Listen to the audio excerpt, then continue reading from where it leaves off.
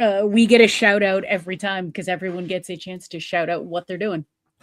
Good evening, everybody, and welcome to Anime-Zing Radio here on Facebook, YouTube, and Twitch. I'm your host, Doug Engler. Joining me in the co-host seats, as always, are our good friends, Miss Angela Rose. Hi, everyone. Mr. Darren Starling. Who's that? He ain't dead yet. And everybody's favorite feline, Kaya Tiano. Hello. Good evening, Ross. Great to see you in the chat. I hope that everybody had a wonderful week. Kaya and I did have a little bit of fun earlier this week with a Minecraft gaming session. It was very educational for me and crashy for both of us. We learned that Kaya cannot pick things up without the server going down. Yeah, I need to fix that at some point.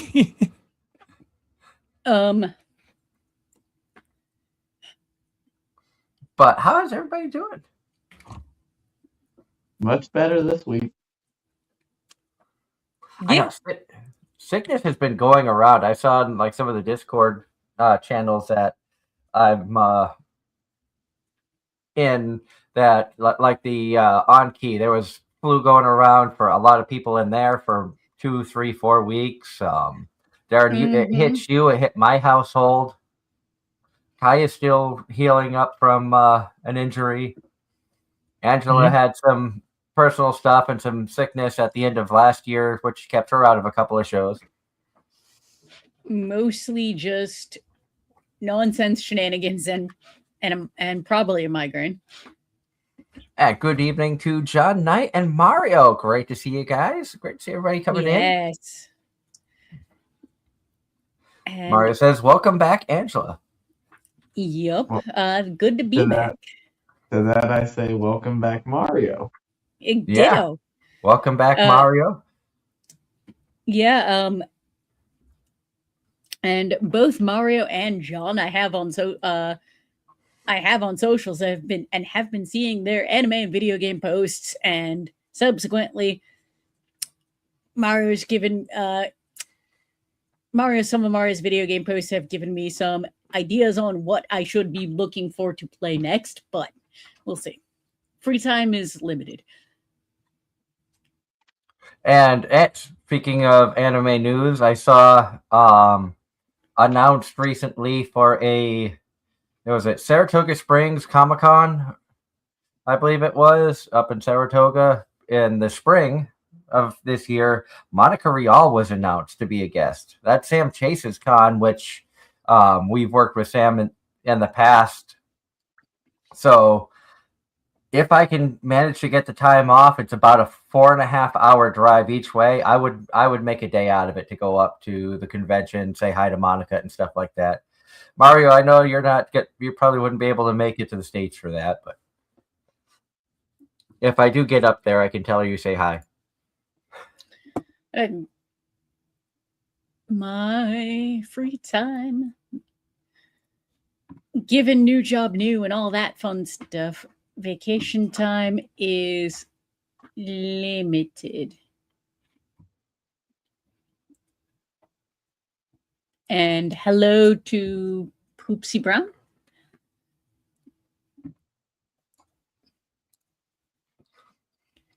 Yes, hello, Poopsie Brown. Hopefully everybody's doing good. We are excited. Thank you for sending that link, Kaya. We are collaborating between the AZR YouTube, Twitch channel and Kaya Tiano's Twitch channel. So I'm still learning all of that stuff and figuring things out. So yay! Hello to Vivi and Drillbit31. It's great to see you. Yay, friends! More people. Vivi Herrera, I2J, I think that is. Does that sound about right? So happy to give shout outs to all the wonderful people in the chat. I'm excited to actually be able to be here for the full 2 hours this week. Last week was an hour. Next week, not at all, because my train goes out Sunday afternoon somewhere around 2:30. So you're going to be left in the very capable hands of Angela, Kaya, and Darren. And the chaos, I'm sure, will ensue. Because, Because Ross will turn it into food. and Darren and I can do that on our own. Yep. Mm-hmm. And I think we have on more than one occasion. Nothing wrong with food. No, not at all. But I figure we'll start tonight's show off. As some of our loyal fans remember, we did a challenge where us four and my wife all threw a show in where we all had to watch episode 1 in Japanese because some shows did not have an English adaptation. Multiple different genres, multiple different types. Unfortunately, the paper that I had with everything written down, I've lost, so I don't remember all the shows. But Angela just finished up watching them today, and Darren, Kaya, and I all gave our opinions prior, and also Casey, my wife, who had joined us, gave her opinions before. But we're excited to hear what Angela has to say, and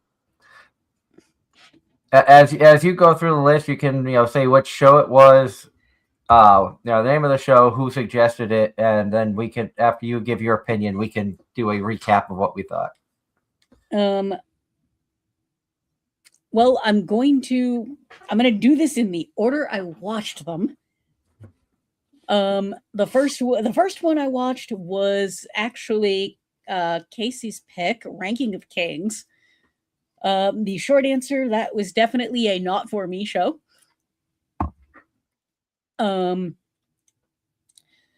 Although it just didn't hit.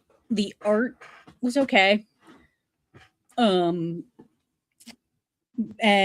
after we finished that one, husband actually pointed out how interesting it was to give the main character a disability, and how that was actually well done, which I'll agree with him. I just didn't care for the show. My wife loves the show Ranking of Kings. She's been trying to get me to watch it since it came out, and since she watched it. It was a very interesting concept. I agree with you guys' opinion about giving the main character a disability. I think we've started to see that more and more in recent anime. You had the sign language, sign of affection anime. Yep.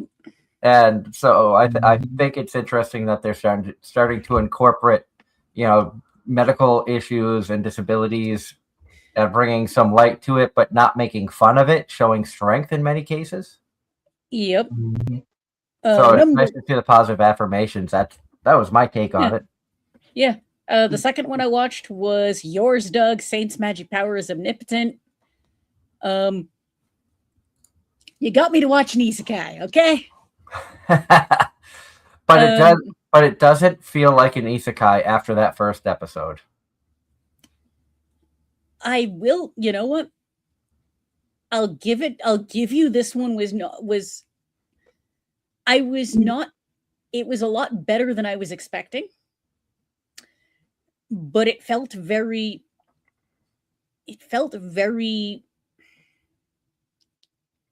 mid, it felt like it's been done, it felt like something I'd watched multiple times before, kind of very, very generic kind of story. And maybe that's just because it was episode 1 and it just that like if we made it, a 3-episode trial, I feel like there were shows that we all watched that we'd be like, you know what? Just watching it off of 1 episode, it was 3 episodes, okay.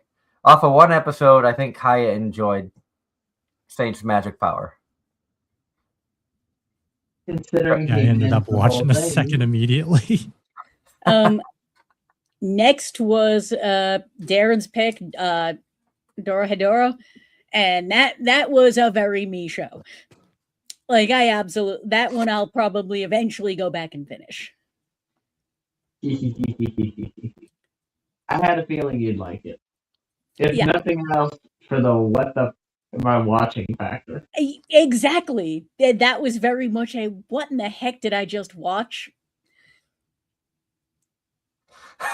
Mario says, I can see how you'd like that one. Yep. Dorohedoro.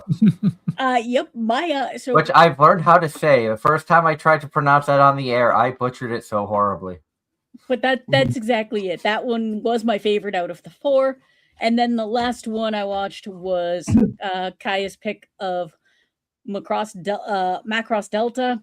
And immediate first vibe was a weird mix of mechs and idols. It was fun. It felt very, and again, this might just be because it was only episode 1, but it felt like more style than substance. It was hard for me to pick them across because all 3 I wanted to pick, you really need to watch 2 or 3 episodes because each have kind of a prologue episode. Then it gets into the series. And I feel like that's exactly what I watched. And then my pick for everybody else was Psycho Pass because I wanted to pick something that I knew was definitely not something anyone else except possibly Darren would have watched on their own, but also not something so dark and not as grimdarker as WTF as some of the stuff I enjoy. One thing that I noticed about Psycho Pass is it had a feel to another anime, and it took me forever to try to figure out. I'm like, I know this reminds me of a show. I can't place it, and it just came to me now. Noir. To me, it had a feeling of noir with some of the art style, some of like the action scenes with the shooting, the gun shootings and stuff like that.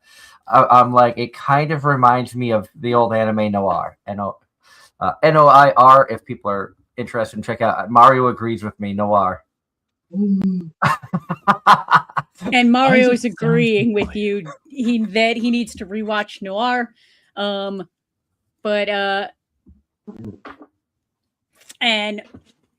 So kind of going back from chat, John Knight says today is National Milk Day.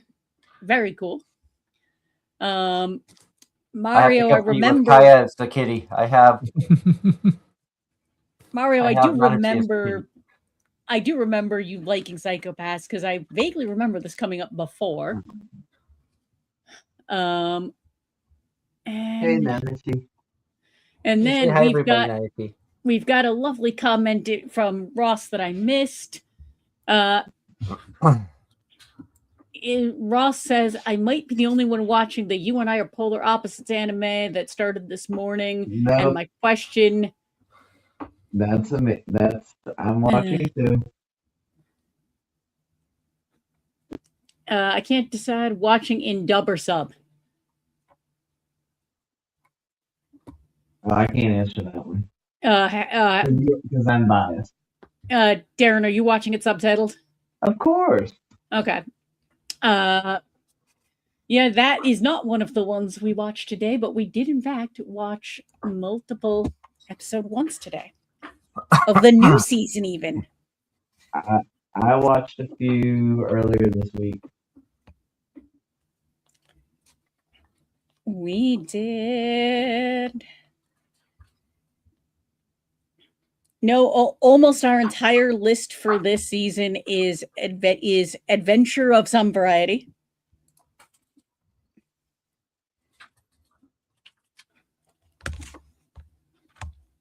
And Ross Mario says the dub is good.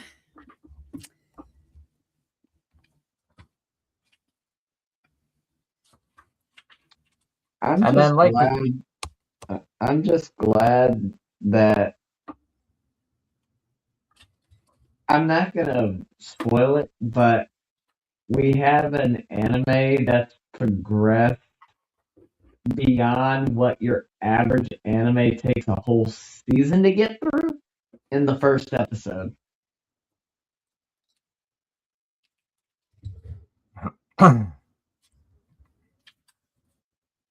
which is rare. I will say that one of the ones I watched earlier had an almost hour-long episode 1. Possibly tomorrow, or no, I go out tomorrow, so possibly Tuesday while I'm in the hotel. Between the time I wake up and the time that I leave, I will actually start watching some stuff from the new season. I started Polar Opposites, Jack of all trades, Party of None, which was very similar to All These Banished from the Heroes Party. Yes, it was, because that's one of the ones we watched as well. So what you're saying is there's a chance I might like it. Yes. Yeah.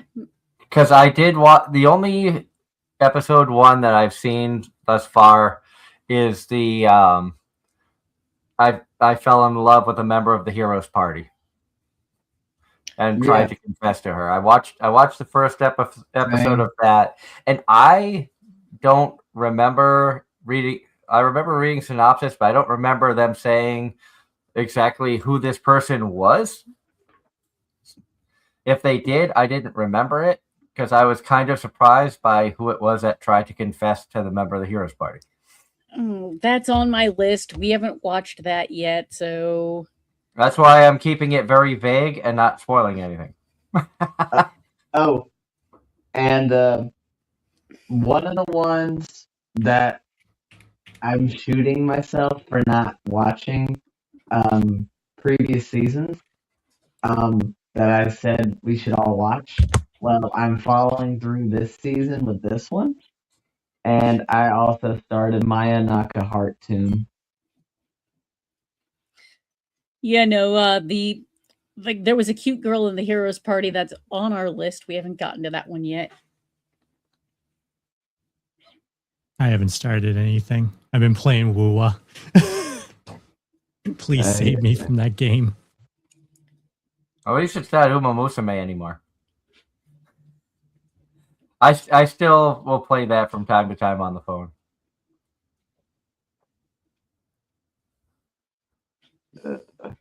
There's several others I need to start. And Mario is saying, please watch May I Ask for One Final Thing? I think I am. That's an old one. Hold on a sec. I gotta take this. Darren's got to step away. We're going to get ready to go to focus in on our title of the show, looking back at the winter 2025 anime season. We're going to be starting off with the winter shows. And I think it's going to be interesting to look back and be like, God, it was that long ago? Because we do that every time. Yep. Well. And then we can all pick out some of our favorites from last year. Looking at what I watched, we actually watched a lot in winter.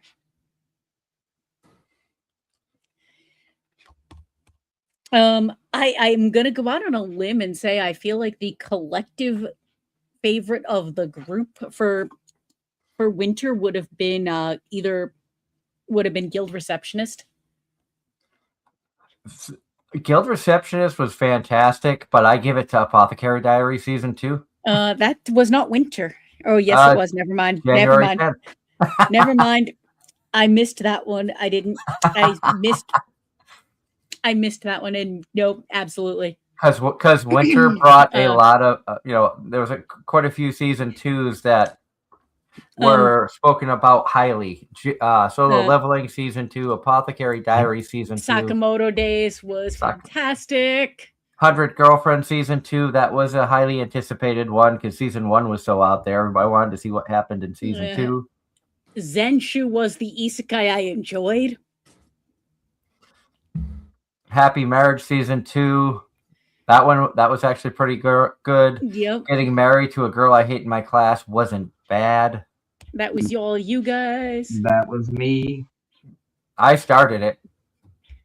Guild Receptionist is getting another season, isn't it? I think so.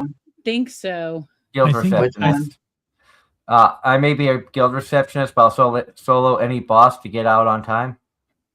That one That was was a good just series. fun. Given the worthless appraiser class was actually a decent one. And I think and Honey Lemon Soda was one of the only ones. I think that was the only one that season that I didn't finish.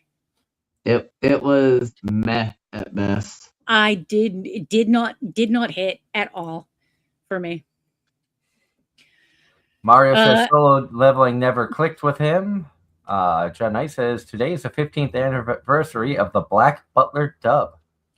And Ross said that I have a crush at work and appraisal were both good. I never finished Crush at Work, but I agree based on what I saw.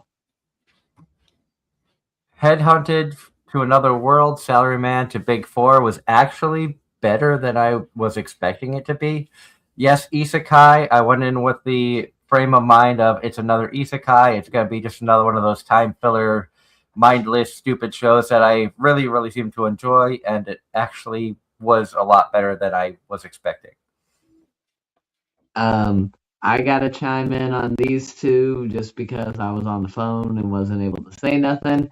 Sakamoto Days and 100 Girlfriends were my two from the upper part of that list. Sakamoto Days was just pure fun. Yes. But especially once we got to season 2, but I mean, who didn't love I needed my drunk fighting. Oh. What was her name? May? Lou. I needed more Lou. All I'm going to say is, Darren, thank you for pointing that one out because I would have completely missed it and I absolutely loved it.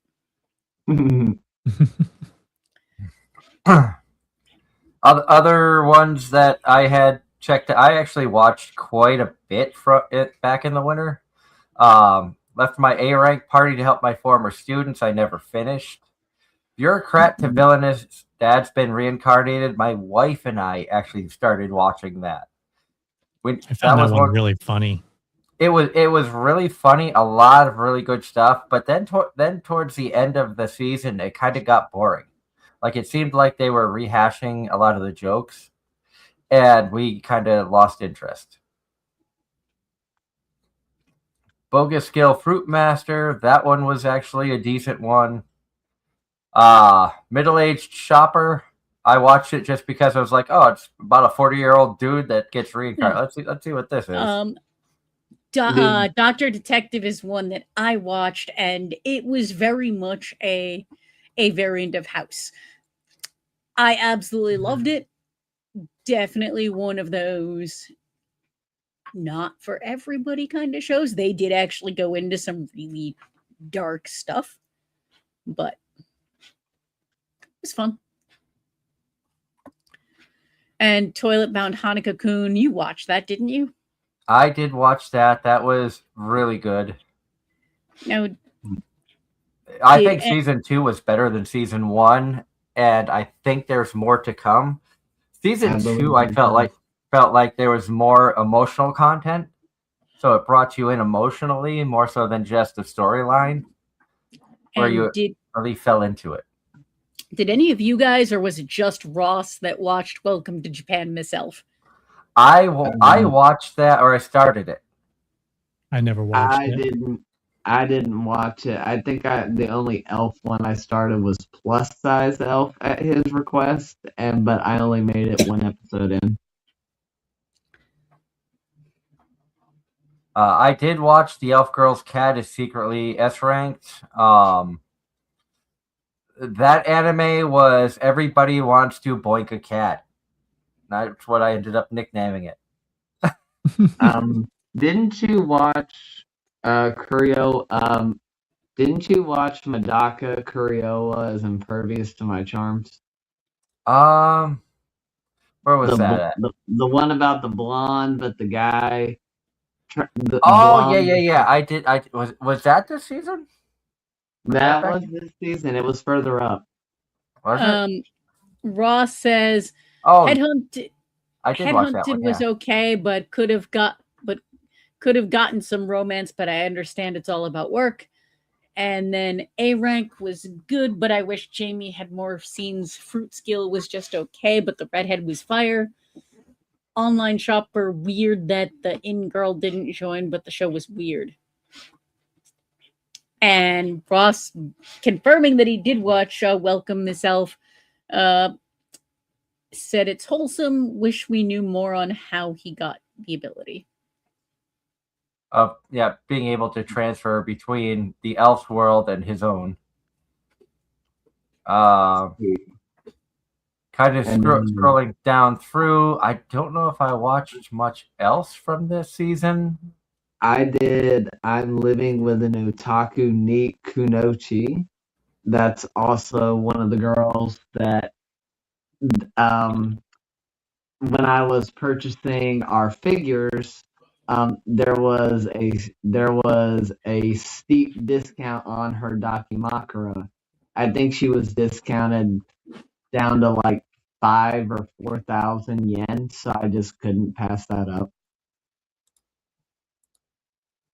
And I'm talking about the pink hair mane on the front there. Okay. But yes, we have gone over everything I actually watched over the winter.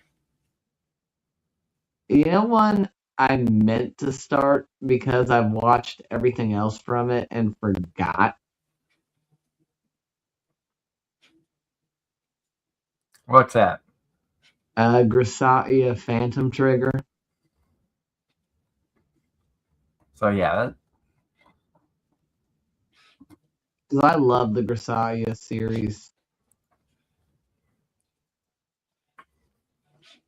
So I would say for me, my top two out of winter were Guild Receptionist and Apothecary Diaries.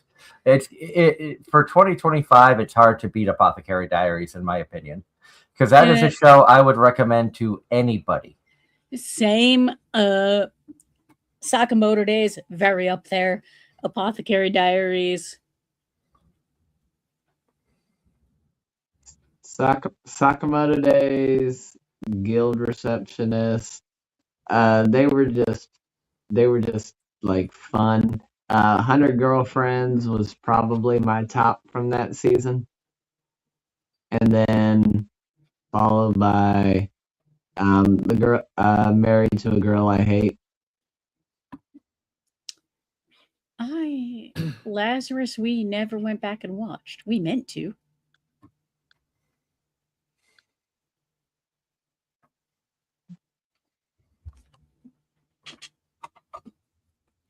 And Ross in the chat said S-ranked Behemoth was good until the girls started making it weird, including how the mother came in the final of the show. And Kunoichi was funny, but I only liked Hina as the best ninja. I think my favorite character from S-ranked was the, to nobody's surprise, the cat girl. I thought that she was a good comedy asset, and Ross says his favorite for that season was appraisal skill, and John Knight is pointing out that Mishoka Tensei is scheduled for July of this year. We get more of the DJ and Rudius. The show is good, but my God. Looking back at Spring now. Spring, I actually watched almost nothing. Yeah, I only had a few shows myself. Most of what I watched was sequels. Because we had Fire Force season 3, which I believe my Oh. wife was watching. Technically, nope. I'll bring that up when we get to summer because this was a summer movie.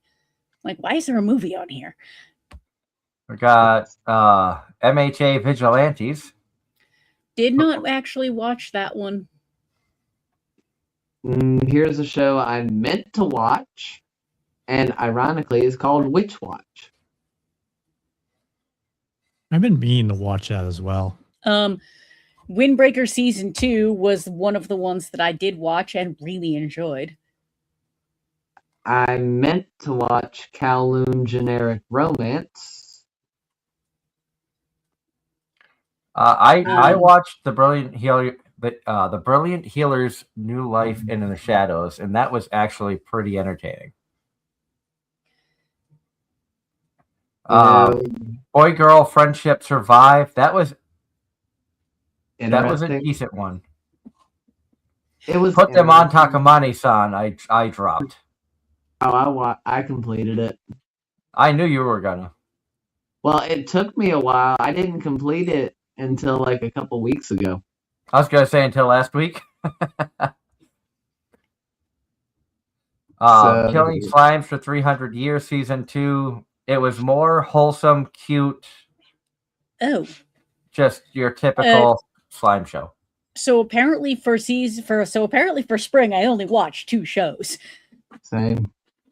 And one of them was a season 2, and the other we haven't gotten to yet. I meant to watch the Shienji Family Children.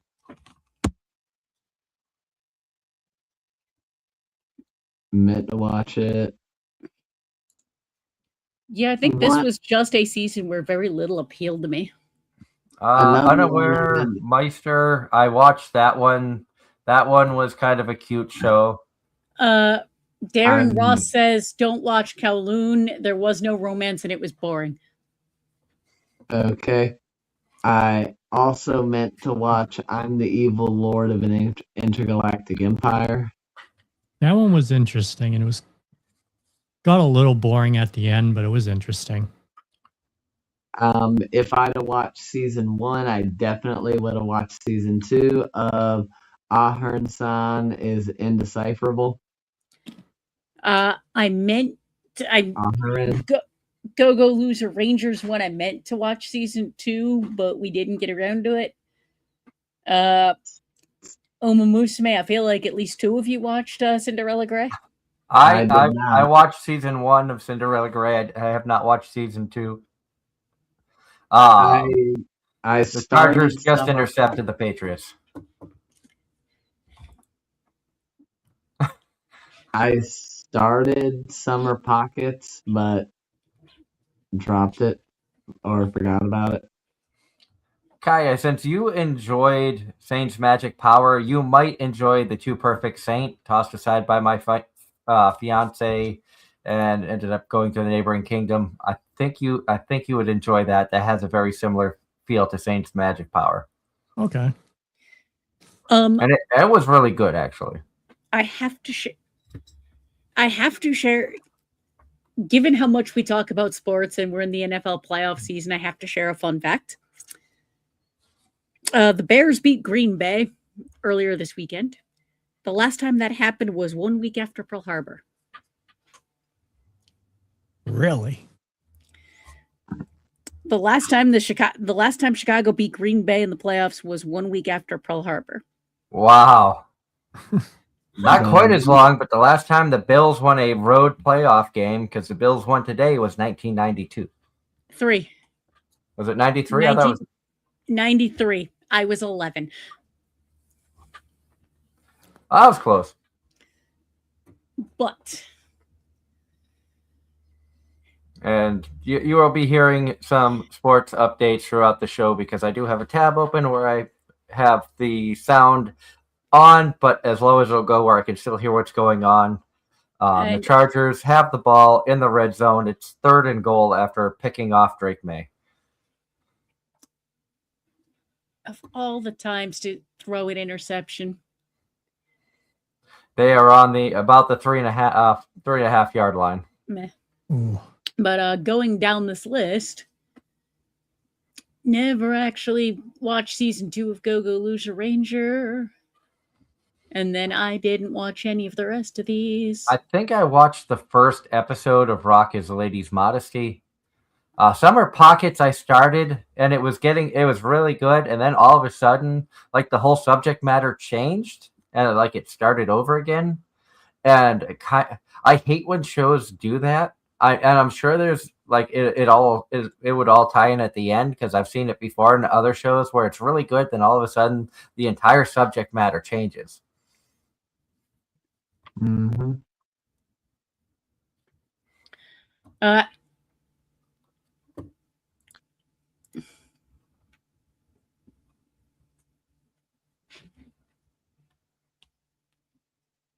I started Summer Pockets, but only got a couple episodes in.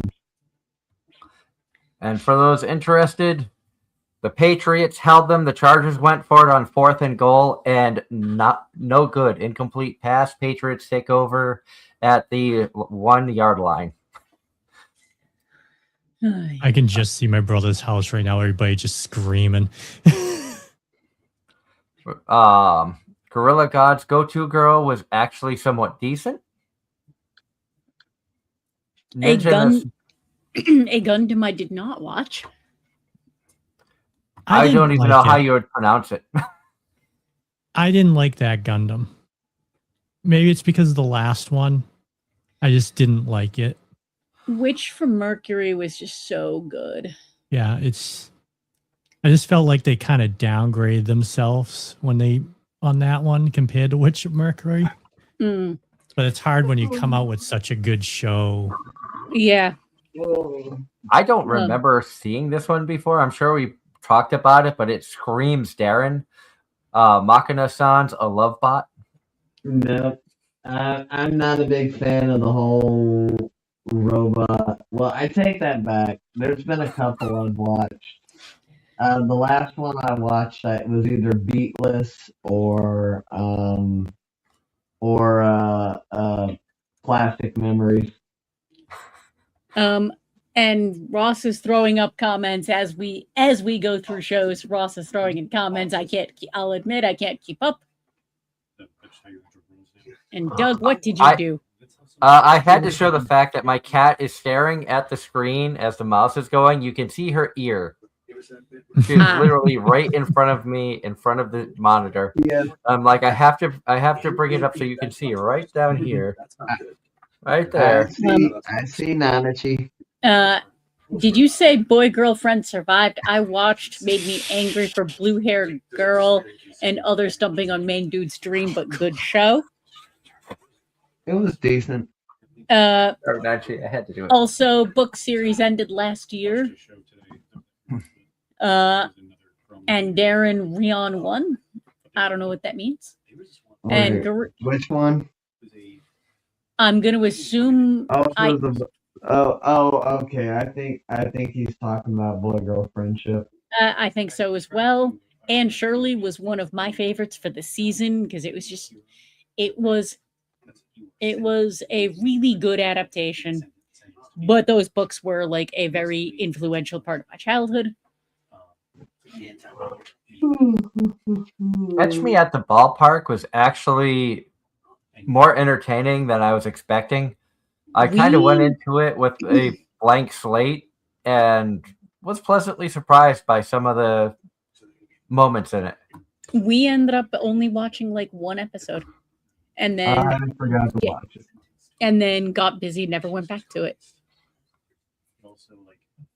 It gave an interesting insight to the people who walk the stands to sell goods. Yeah. And I did enjoy. I did think that they did it pretty good. And 49-yard pass to Stevenson. Patriots at the 50-yard line. It's not exactly the same, but it's naked man found outside the White House. So they went from the 1 yard line to the middle of the damn field. Yeah, What is the Pastor name of- Stevenson, and he ran it. The name of the 5th anime? Yandere Dark Elf? Yandere Dark Elf, she chased me all the way That I meant to watch that. from another world. For those of you who have subscriptions like me, that is a high dive show that I did not watch. I forgot. It isn't etchy, so that's up Darren's alley. Yep. Well, also the whole yandere. He was set by the church. The church is the ones who- I love my yandere. Basically, Um, he was a military. Zatsu Tabi, That's Journey. The knights. I'm not gonna lie. I went into that thinking that it was gonna be like the Wandering Witch anime and a few other things, but it's actually about a manga artist who tries to take inspiration by going to different parts of Japan and learning things that inspire her to make her mangas better. And the first person I thought of was Angela, knowing at the time that this came out, Angela, I think you were supposed to be still going to Japan. this would have been after we got back Okay. because we went at the end. We were there October into November 2024. Okay, so you had gotten back, but they were like, traveling all over Japan. I'm like, dude, this just makes me want to travel. And just take No, days and trip here or there, and that's a show that was on our list that we never got to watch. What? Again, if you have a slow season, if this, if you have a slow season, go back and watch it. You will not be disappointed. I would recommend. Knowing how much you guys love to travel, I think you Oh, would yeah. really, really enjoy this one. oh yeah, no, travel is a huge part of my life now. I'm not gonna lie. This was one of the things that got me excited to go to like explore Crystal Cave, which is not too far from where I live, and Penn's Cave, which is here in Pennsylvania. Like go on cave explorations and just get out and like observe nature. And I'm like, this is just really, really good. Go do stuff, yay! Get out of the house once in a while for something other than work and errands. That's something I struggle with. Same. I will be leaving the house Wednesday, but it's to bring my wife to a bodybuilding thing with the her advisors that are putting on. So my daughter and I are probably going to go to the mall in Allentown and see if she wants to spend some of her Christmas money. I know what you mean, but it's like that's someone. Yeah. I see the next 6 there. I did not watch any Guilty Gear Strive. I've heard people talk about Bye Bye Earth second season. I've heard people talk about. But I might have that. Nope. Witches. I Did you watch that one? Yep, I liked it. I don't think I remember hearing about it. Tell us a little bit about it. This was a season I watched. Yeah, no, I watched none of this. So I what think I was didn't watch it in Beachy Wishes? spring. Well, I mean, I haven't. I didn't think I watched it in spring. I think I watched it more in the summer season because I didn't even know about it. It's like Idol. Was it the one at the beginning? Okay. They sing, do grant wishes. No, it hasn't been that in a while. I had to start changing them. So I could probably. Oh wow, Classic Princess Star. Orchestra came out in spring. That still isn't licensed. Okay, so try those. I'm not trying it right. I'm just making. And that's a good Princess Orchestra's a good magical girl. Okay. Oh, sorry. Hanadol. Did not see. Nope. I'm negative on the rest of the list. I don't think any of us watched anything else on the rest of this. I know. Careful when you do the passwords. Yeah, no. Now- I don't do it with passwords. This is a tough one to like. I had to remember something. Oh yeah. I might have to say Zabutabi is in my top 2 from the spring list. Don't worry. I'm gonna give my top for the spring to Anne Shirley. I know you really enjoyed Anne Shirley. I did. I absolutely loved it. I also really enjoyed Windbreaker season 2, but I think Two Perfect Saint would be my other top two, because that one actually was really, really good. Which I know surprises people with how much I liked Uma Musume series. Cinderella Grey was entertaining, but because it was a struggle to find, I didn't watch it very often. I think sometimes shows you just find it exactly the right moment and they hit.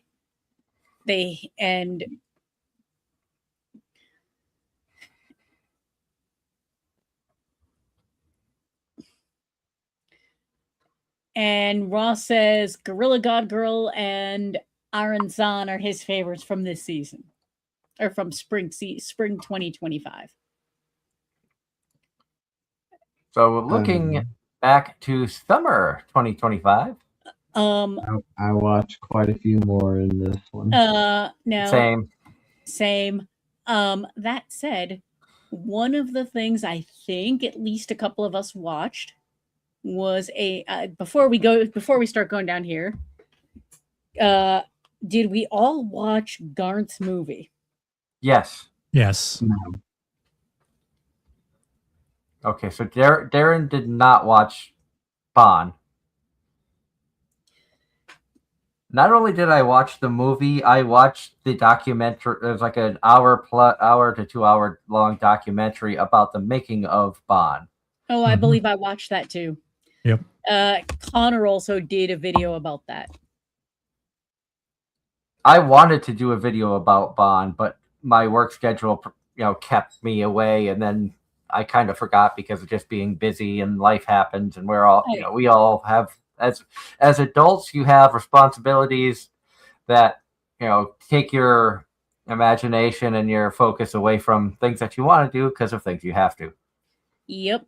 Whether it be job searches, injuries, work in general, unexpected visits from your friends in South Carolina and North Carolina.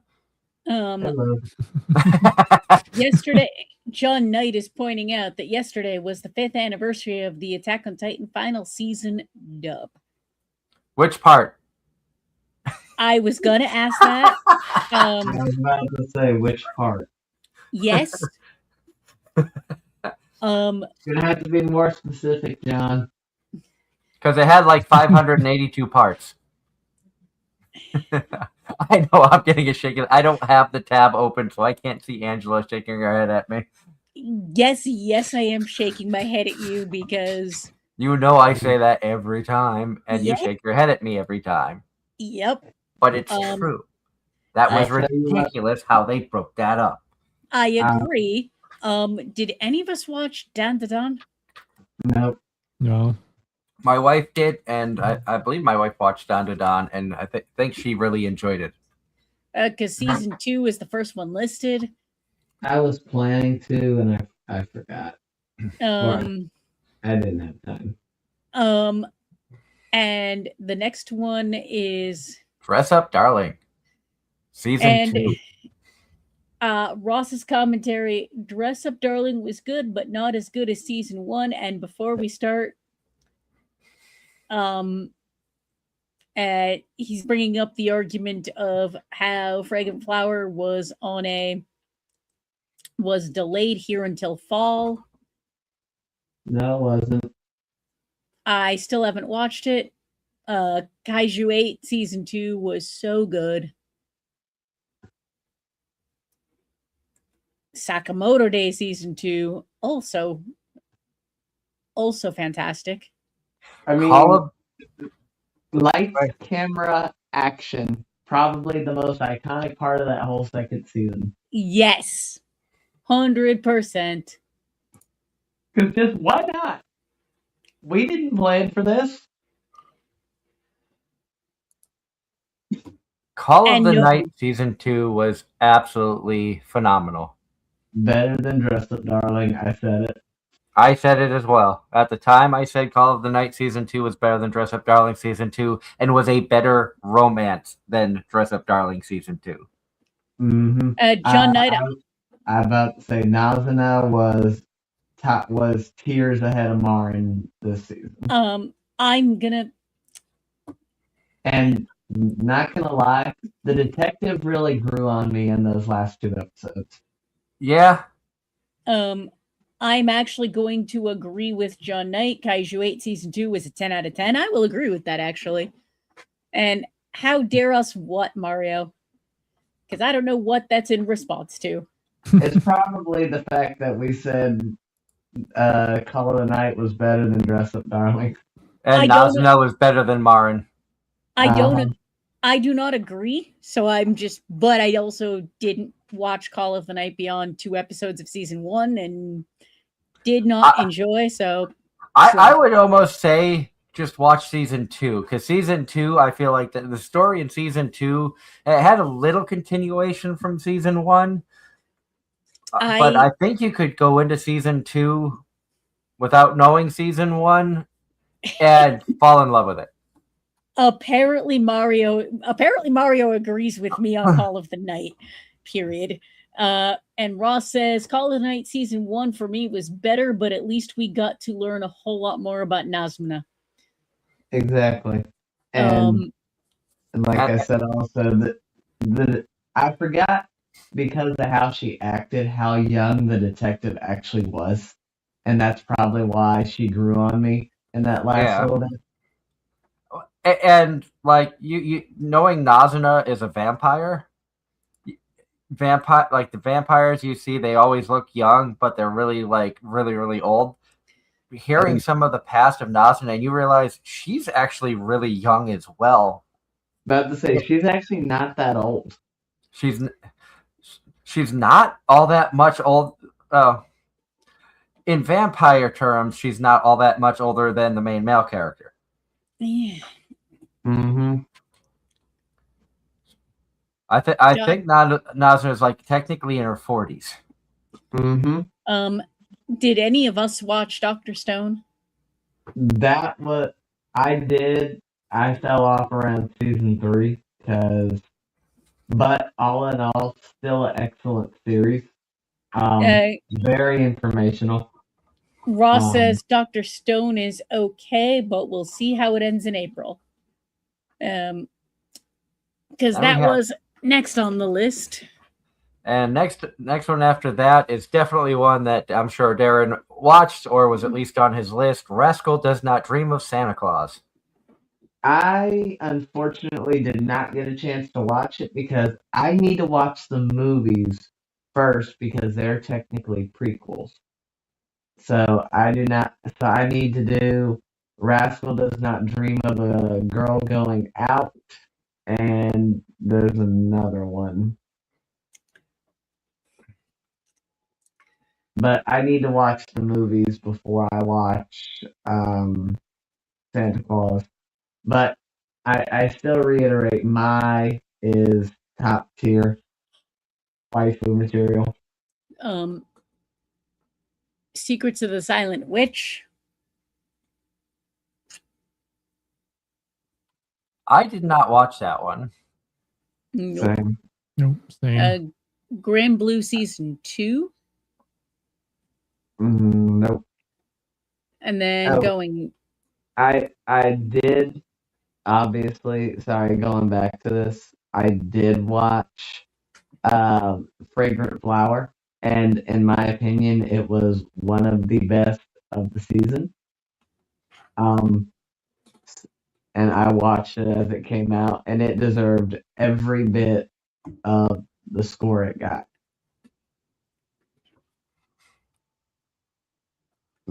Really good romance. Going down, we have The Water Magician, which I did not watch. Same. Clivates. The King of Devil Beasts, The Baby and the Brave of Undead. Never heard of it. Not that. Rising of the Shield Hero Season 4. I watched that. I watched it. Not as good as previous seasons, but at least we still got a continuous flowing story. We have Togen Anki. I meant to watch this one and didn't.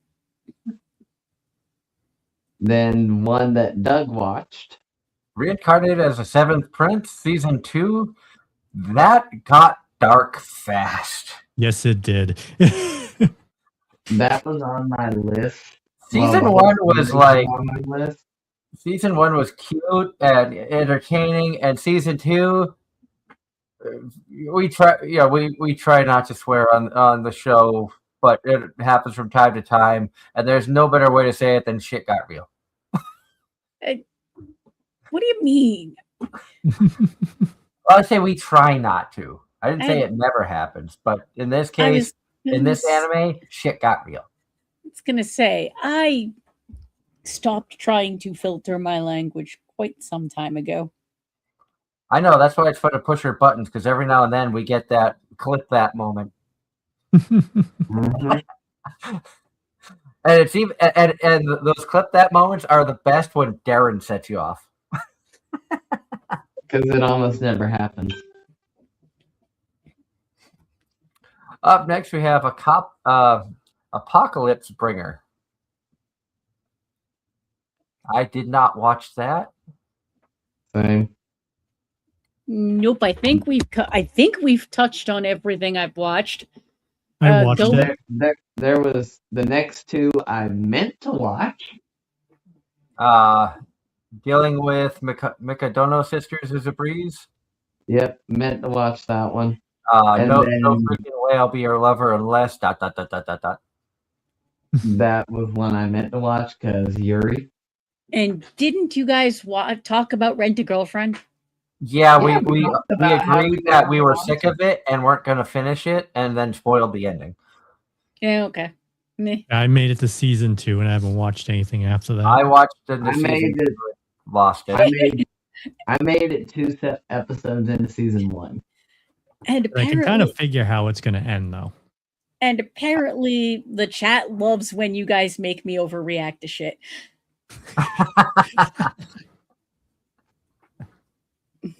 The next one. You I don't never know watched how the the show ends, original. or Kaya? Hmm? You don't know how Rent a Girlfriend ends? I know how it ends, but I made a guess after season 2 how it ended. That kind of came true. The author trolled everybody. Yep. Well, I heard people were really angry about it. Mm-hmm. So much so that he continued it. New Penny and Stocking. A lot of people I know watched and enjoyed it. I watched the first episode and was like, "Oh my god, really, really?" I enjoyed the original. Bringing it back so with like that big of a gap, it just doesn't have the same feel for me personally as the original does. I watched one episode. I'm like, I don't know if I can continue watching this. Going back to Rent a Girlfriend, because I have to share comments from the chat. Mario says, finally, R.I.P. Rent a Girlfriend, one of the worst shows ever made. I can't even really say anything to that because I didn't watch any of it. And John Knight says, I watched Rent a Girlfriend season 4 dubbed, and it was good, even though most people didn't like it. Genuinely, I'm glad that you enjoyed it. There were people out there that I know who did. I did not. Darren did not enjoy the series, and Kaya did not. So, but it's not for everybody. And Angela didn't even care to start it. So, bingo. That is just a not for me. But that is it. But this gets into the comment I have made many times over. There's so much that there's got to be something. There's got to be something for everyone. Like, it's not a terrible series by no means. It's not the worst not. one I've ever seen. I can think of worse. still better than Conception. Exactly. That's not a high bar, though. That's not. How did I know that was coming at some point? I have been True. good. Like the last 5 episodes that we've been on, we have not touched on that anime. And And Angela Because- was happy because she wasn't happy to be subjected to it. I had to throw it in there to let her know that that joke was still coming. yep. Exactly. And I knew it was We're coming. getting laughs in the chat. Thank you, guys. So now we're getting into New Saga, scooped up by an S rank adventurer. We skipped stuff. We had City the Animation, City the Animation. which then- I don't think any of us watched. Nope. Nope. Then Ru- one you watched. Rotary Rocks was actually Educational. it was educational. It was entertaining. If you like thick thighs, that's a show for you.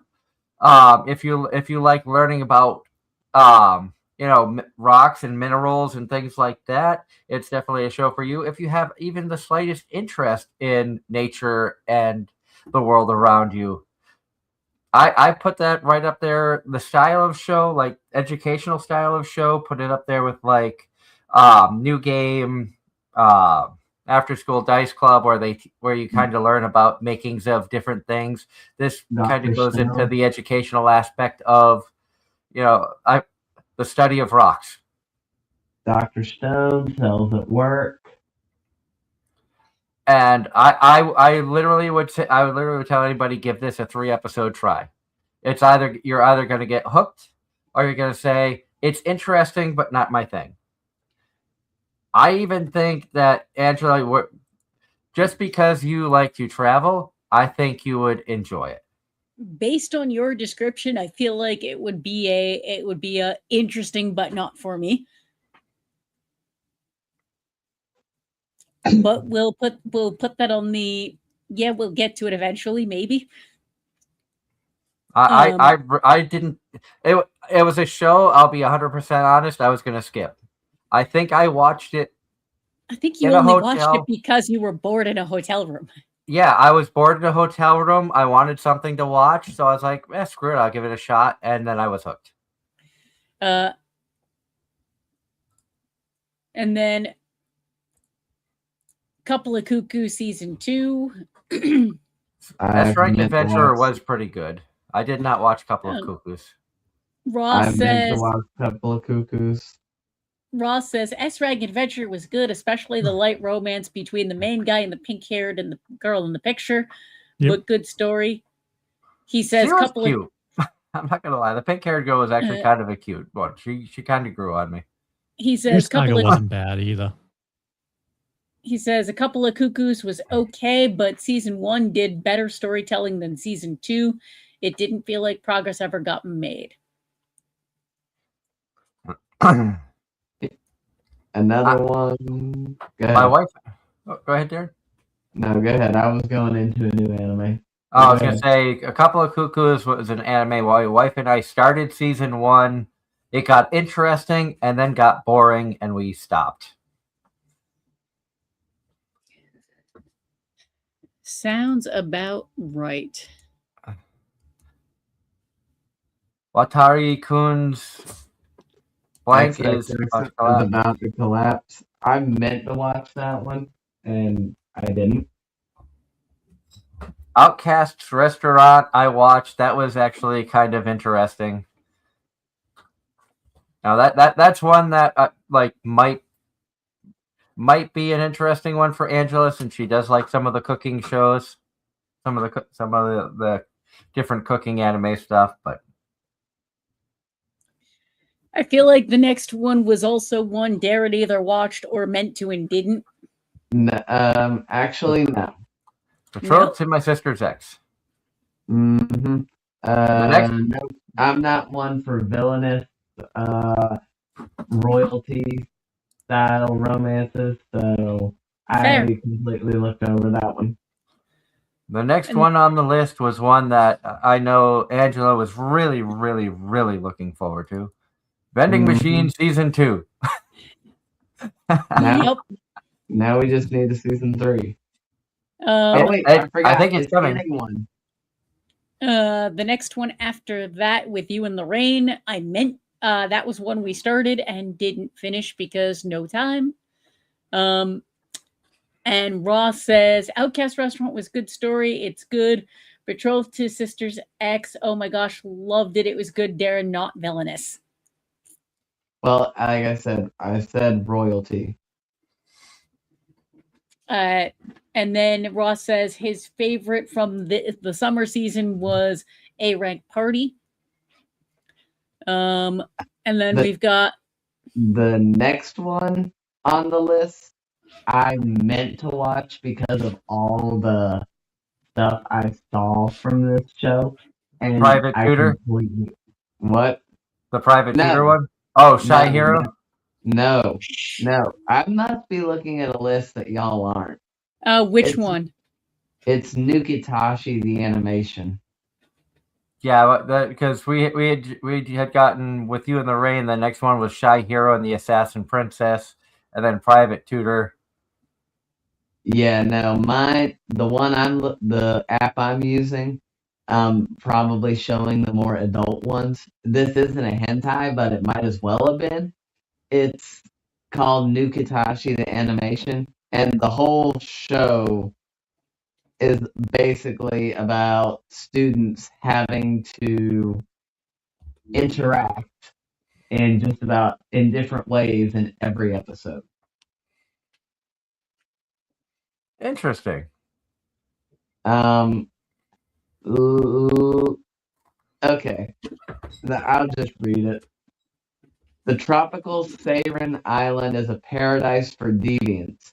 The infamous pervert law grants near complete sexual freedom with almost no taboos or boundaries. With its various suggestive attractions, the Seranto Health Organization entices visitors while providing regular medical checks and contraceptive pills to ensure carefree enjoyment. However, for high school student Jinosuke Tachibana, the island is far from ideal. Having recently moved there with his younger sister Asane, he cannot stand the empty, loveless sexual acts. To make matters worse, Jinosuke's abstinence attracts unwanted attention, and those who defy the law face punishment. Jinosuke soon crosses paths with Nanase Katagiri, a notorious island seductress. Surprisingly, instead of forcing herself on him, she helps him flee from the SHO. Together, they discover a secret group that exists for a singular goal to destroy the SHO. Now equipped with a way to resist the unjust rules, Jinosuke and other kindred spirits set out to crush the pervert law. I know you're asking, what the heck did I just read? I remember you talking about it during that season, but I never actually watched it. And like I said, I forgot to watch it. And I know Angela's just like, what? Because she is very quiet right now. Angela, in Angela's mind, that's definitely not for me. Pretty much. That's kind of really it. Ross, please tell me you watched this one. Mario, I need one of y'all. Like, come on here. Ross says Vending Machine season 2 was funny. Private Tutor was okay, but not great. I enjoyed Private Tutor. Toilet Bound Hanako season 2 was not as good as season 1, but good progress in the story. Ross said skipped it, Darren. So I disagree with Ross on Toilet Bound Hanako season 2. I think season 2 was better than season 1. I think the storyline got better, and I think it was another one of those where shit got real and you weren't expecting. And Doug, Mario watched both Vending Machine and Hanako season 2s. Very good. I'm proud of you, Mario. Again, I felt like Vending Machine season 2 was not as good as season 1. It wasn't bad, but I also feel like I went into season 1 with such low expectations, and it like blew them away that because of that feeling of, okay, I'm going to watch this to troll on it and make fun of it. Oh my God, it's actually good. What the hell happened? Season 2 continued the story, which I love the fact that they continued a storyline with it. And the storyline got better. But And the then- show just wasn't as Uh, good in my opinion. Ross says, "Let me clarify, Doug. The romance and comedy was disappointing." He says, Okay. So I can understand, you know, the season 1 of Toilet had some really comedic parts. Season 2 had some really serious undertones. So if you were watching it for like a cutesy romantic story about a high school girl and this ghost Tanako from the women's bathroom, you know, the school legends of all the 7 ghosts or spooks of this school. Season 1 did not prepare you for how serious the subject matter was going to get in season 2. And I think that's why I like season 2 better than 1, is because it like, I didn't go into it being like it's a cute romance. I went into it being like, this is an interesting story. Also, I like ghosts, so that makes it interesting. And then season 2, oh my God, this person is about to die. This person is being used as a sacrifice. This person is trying to be saved by these other 2 people. Like a lot of stuff happened, and I feel like, and it was a lot to try to remember when watching it week to week.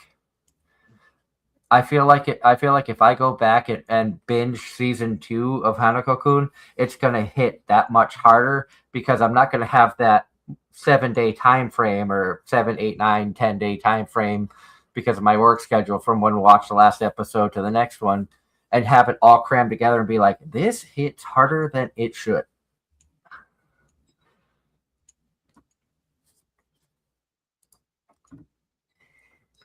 Scrolling down here, up next we have Detective These Days Are Crazy. I did not watch. I don't know if any of you guys did. Nope. "Nope." Solo Camping for 2. I think Ross was big on that one. One of the people in the chat was big on solo camping. Ross, in fact, says Solo Camping for 2 was comfortable, but way long for the romance to happen. Cultural Exchange with a Game Center Girl. Did anybody besides me watch this? I heard good things about it, but didn't watch it. It was really cute, interesting. It was an interesting take on differences in culture based on behaviors and timing of things. And I know that's a weird way to say it, to put like one of the key things, but a young English girl is, and her a British family moves to Japan, still with all of their knowledge of British and holidays and things like that. When somebody does something on Valentine's Day, the young British girl takes it one way, even though there was no meaning behind the gesture. And that's what kind of leads to the shenanigans that ensues.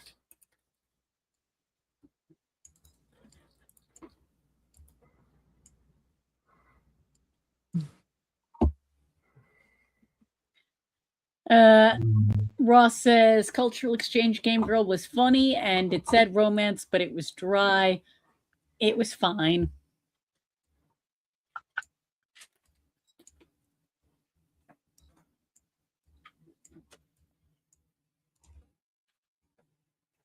What cat was you saying behind me? I can hear her playing with something. Did anyone see you tomorrow at the food court? I think that was one that I meant to watch, and I never did. Hey.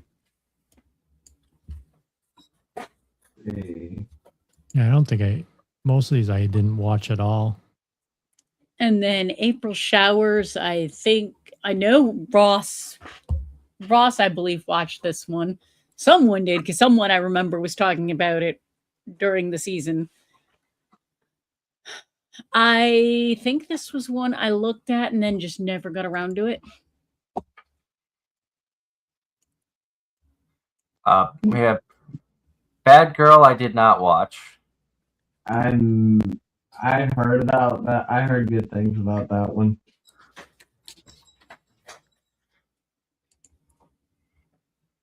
Arc Knights, Rise from Ember. I did not watch. Night of the Living Cat. I did not watch. Rebirth Verse. I did not watch.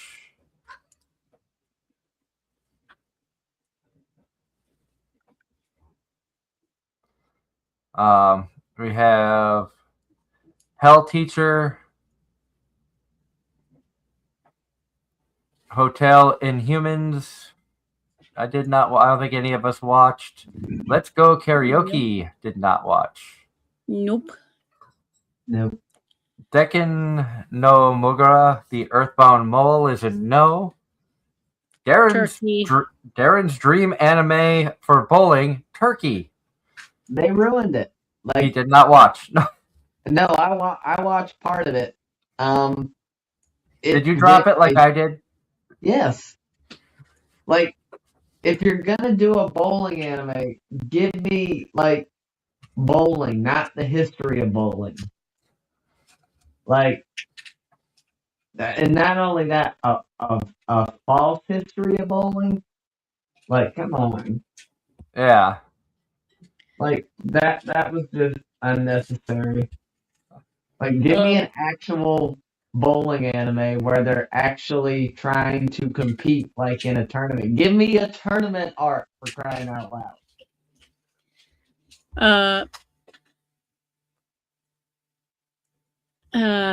Vermont Kitchen was one I distinctly remember trying to find, couldn't find it. Yeah, it doesn't show a license up here like some of the other ones you see, Crunchyrolls, and I saw High Dives. With vengeance, sincerely, your broken saintless or saintess.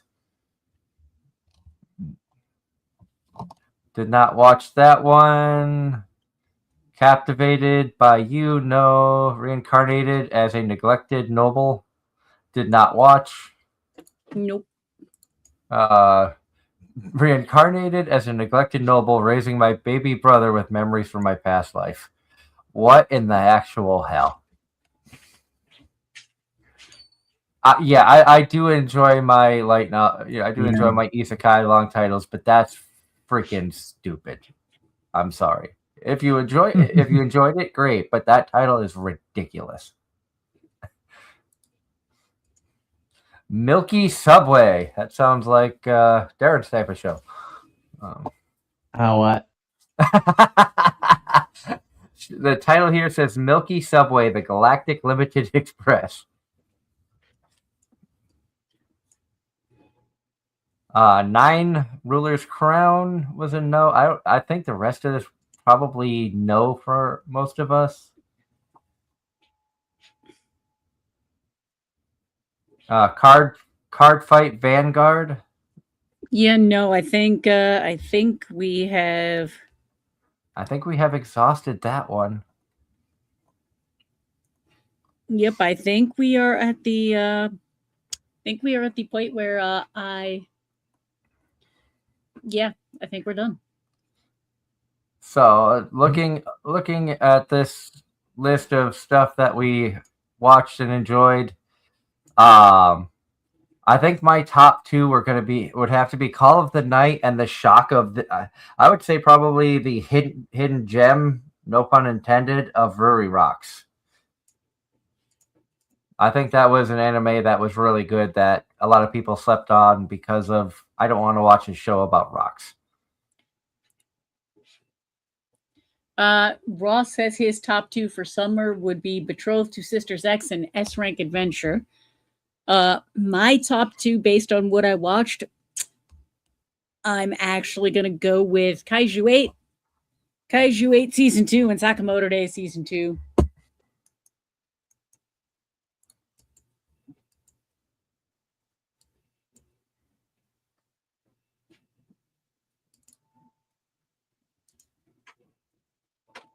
So now, next we're going up to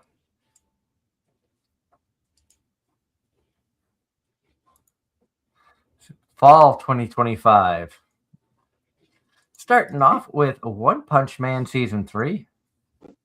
I meant to watch that, but I heard so many bad things about it, like how bad this season was, that I unfortunately forgot to watch it. Spy Family Season 3. I think I'm still need to watch the last episode of that. I'm still a couple episodes behind as well. So I'm the only one that's finished it. That's shocking. And John Knight says his favorite summer anime was Kaiju 8 Season 2. Mine was a tie between Fragrant Flower and, well, actually, it was Call of the Night, with Fragrant Flower being a close second, and Sakamoto definitely third. Sorry, but my excitement factor of Dress Up Darling was just not there. No, don't get me wrong, Dress Up Darling was good. I enjoyed it, but if I'm going with favorites for the season, I enjoyed Sakamoto and Kaiju 8 more than I enjoyed Dress Up Darling. Mm-hmm. Exactly. Like everybody's saying, Dress Up Darling was still a good show. We're not saying that we hated season 2. It was terrible. Season 2, I feel like season 2 was a good addition to season 1. There were some really cute moments in season 2, especially when they were at the karaoke bar and one of their friends came out and asked if they were dating, and they both got really, really embarrassed. I thought that was a really sweet moment in the series, but I feel like they could have done so much more, especially hearing rumors of what's happened in the manga itself. So I feel like there's a lot that's been left out that may come into season 3 and make it better again.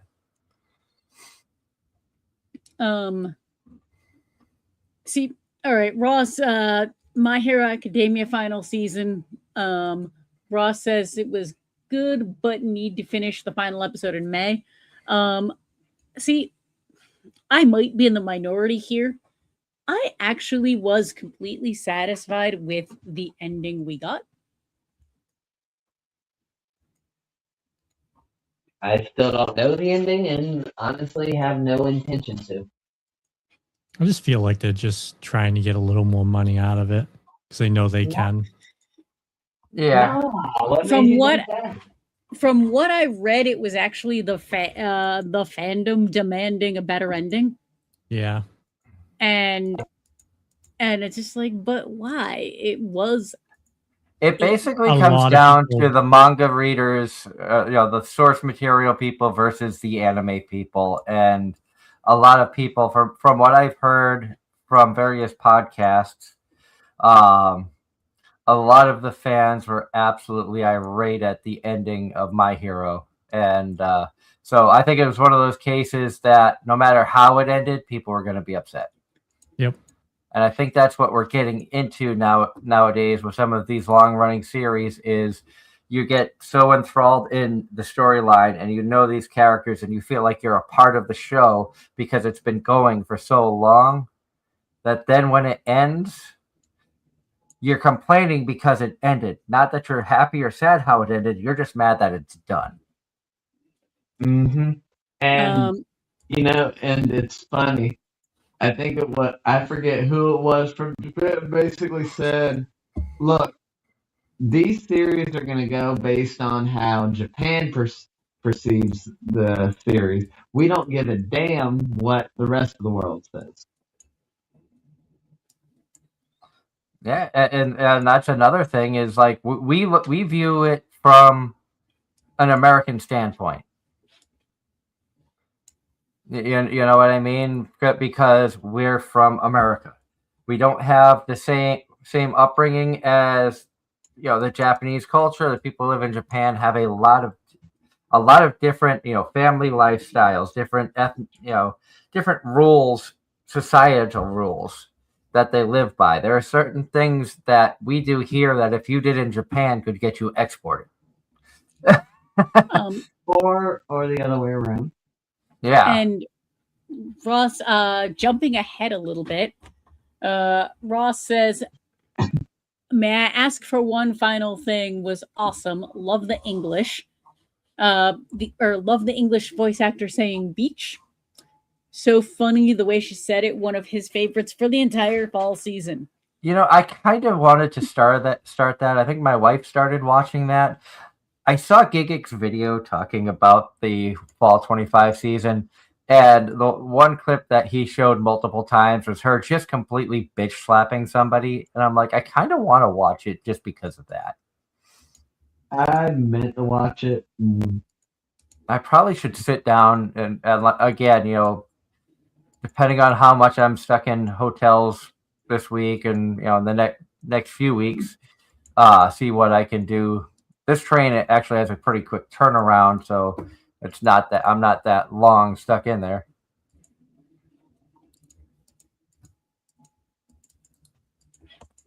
My status as an assassin obviously exceeds the heroes. Didn't watch it. I don't even remember hearing about it. I meant to watch it.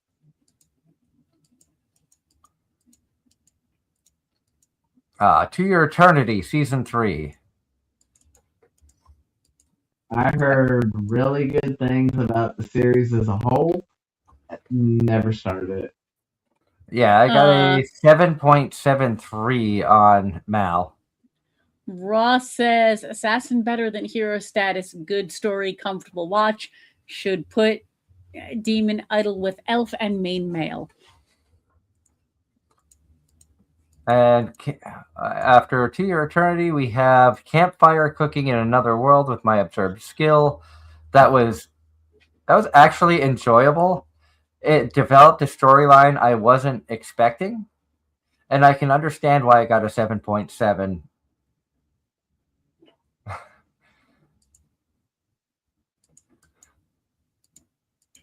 Up next, we have my friend's little sister has it in for me. I think I watched the first episode and then forgot that I had started it. I need to watch the last episode, but all in all, I've seen worse. I've seen better. It's decent at best.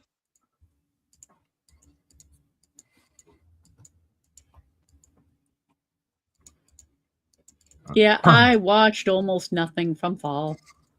Yep. And Ross continues his commentary with, "Hero without a class is just fine. Good story." Now, the next one, I need a second season of. I need a second season. Like yesterday. My friend's little sister has it in for me. No, level 9,999 unlimited gotcha. Backstabbed in a backwater dungeon. I'm out for revenge. He made an absolute fool out of some of these people, and I'm sorry, the way he did it in comparison to a lot of other revenge anime was glorious. I will agree with you, Darren. Granted, I didn't watch some of the other revenge anime, but I was really taken in by this show. The way that he was treated at the end of episode 1, you could really feel like why he has the revenge, and how he plots his revenge is so maniacal. Like so devious and so like calculated.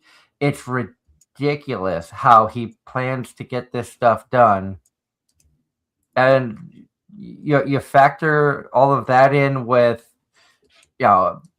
cute anime girls of different species, because drawing them out of gotcha cards, and they're every one of them is at least a level like 4,500 to 9,999, and they're going up against like high elves. I've got 3,000 power, and they're going up against like a cat girl who's like, oh, that's nice, I'm level 6,666, or something ridiculous like that. Exactly. Like so outclassed. It was really good. Probably my favorite part of the whole show. Hey, if I was to take on the surface, how would I do? Well, I think you do well, but you probably meet your match at yada yada yada yada. And then he's like, okay, step into my office. Now what do you think?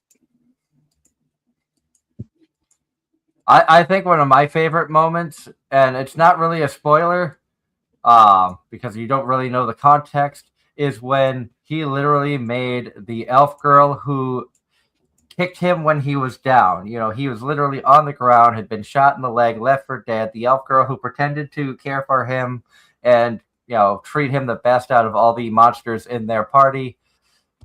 He made her literally piss herself.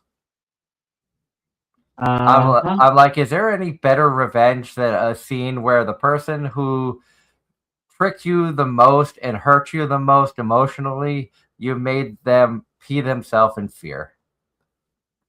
And not only that, he gave her exactly what she gave him in the exact same spot. Yep. And halftime score 6-3 Patriots.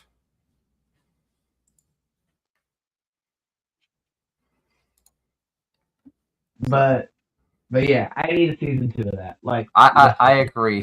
Season 1 was really good. I might go back and rewatch it just because it's all out there now. I'm not gonna lie, I rewatched the episodes as they came out a little bit, and I don't normally do that just because I was like, okay, did I really see what I just saw? Yeah. I do have to add, and I know Angela's rolling her eyes. Who was your favorite girl? Who was my favorite girl? As much as I love all the girls, it was between the head maid and Icy. For me, it was between the silent cat assassin, the blue-haired girl that was just yeah. Yeah. And it's like you can't understand a thing she's saying, but you can just tell in her tone that there was a lot of comedic meows in there. And I also liked the fairy. I think she was kind of like a fairy witch type thing with the blonde haired girl that had the green leaves on the sides. Yes. I liked her personality. She was definitely interesting. But yeah, honestly, I have to give it to both of the maids. The original head maid, of course, and then the other one that you know which one I'm talking about. The one with the blue and red hair, kind of like Baku, Yep. kind of like the Yep. Todoroki. Yeah, I know who you're talking about. I also had developed a soft spot for the girl with the gun who was like really shy. Yes, she was adorable, and I have to give credit to Jack and Gold. Gold was entertaining. Oh, Gold was great. We've kind of taken over talking about this show. This is the most Darren has talked in any episodes in the last year and a half. Pretty much. Which is why I'm not saying anything and just kind of allowing it. Well, the guy's like a mix between Cocytus from Overlord and well, he's kind of like a mix of the Overlord characters. Like he's kind of like a mix of Ainz and Cocytus. With a hint of Angela. Yeah, I can see that because he didn't hold his tongue. But then again, neither did Jack. But I was about to say, what am I being compared to and why? You need to pull a picture of Gold up. Oh, God. maybe later. Let's continue the rest of fall 2025 before we run out of time. I think we've spent 15 minutes on this one show. Well, sorry. Hopefully the fans out there, I can't see chat. Hopefully the fans out there are enjoying the little banter here.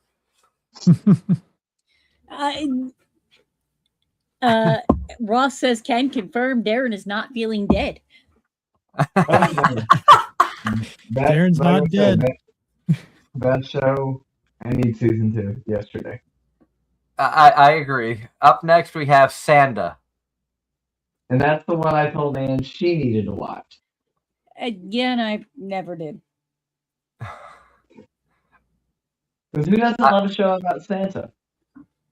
I mean, I can give Ange as much crap as, and deservedly so, as much crap as I got for not watching Goblin Slayer for as long as I did. It took Angela half that time to watch the 5 shows, the 5 episode one. So basically 4 episodes. And she did. I think you said that you got that done today. Yep. So it took her about 2 months, where it took me about 6. So up next, we have A Wild Last Boss Appears. Did not watch it. Was not on my radar. I'd probably go back and watch it. Hero Without a Class, Who Even Needs Skills? Story of a world where when you're born, you are given a skill, and that basically cements your fate as to what you're going to be doing in your lifetime. Our main character, when going to discover his class, gets rated as classless. He is then picked on, made fun of, because he doesn't have a class. So they figure he can't master anything. When you have a class, you master that thing. If you have a class in swordsmanship, you become one of the top swordsmen. You have a class in blacksmithing, you become a blacksmith. That type of thing. He has no class, so he ends up trying to master everything, whether it be magic, whether it be the art of the sword, or whatever he set his mind to, he set out to master. And it actually was pretty good. I want a season 2 because I feel that there's a romance element that really could be put in between the main character and the redhead girl, who was a childhood friend. I would not be disappointed if that happened, but he is so much of a free spirit. If they did get together, it would drive her nuts because he'd never be home.